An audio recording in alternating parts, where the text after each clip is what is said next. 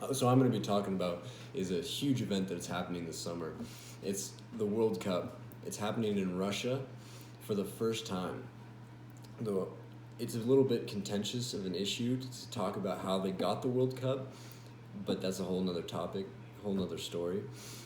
But talking about this World Cup, it's happening, and according to some statistics, is that in 2014 for the World Cup, 3.2 billion people watched it, which is 46.4% of the whole entire world population, which is crazy.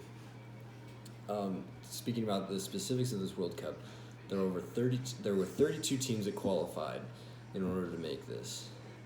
Some that were left out because they didn't qualify, some I'll get to later.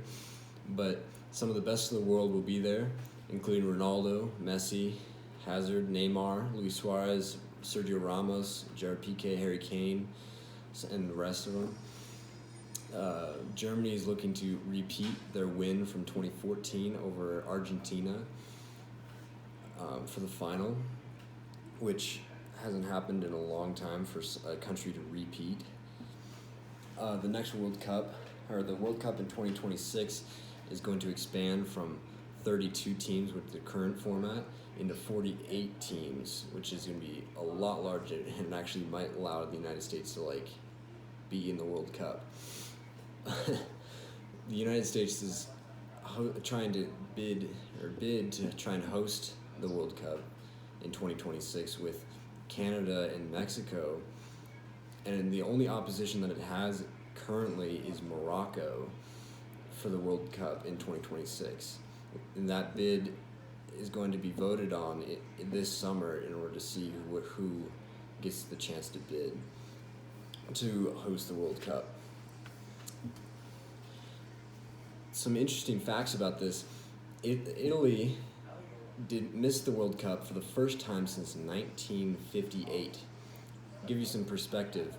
Pele played, now made his first debut in a World Cup that year, which is crazy.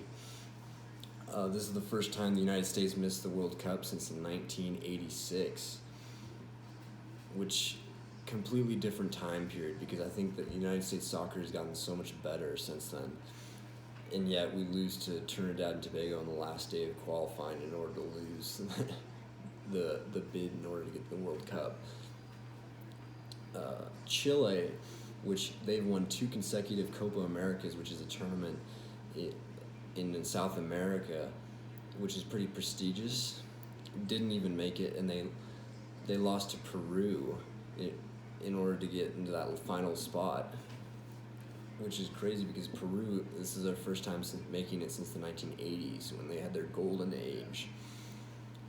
Some other things about it, there's a 1,500-mile gap between host cities. If you look at from the farthest most east, farthest most west in Russia, which is huge commute times for people who are playing in the World Cup. I'd like to thank you all for listening. Hope you have learned some stuff.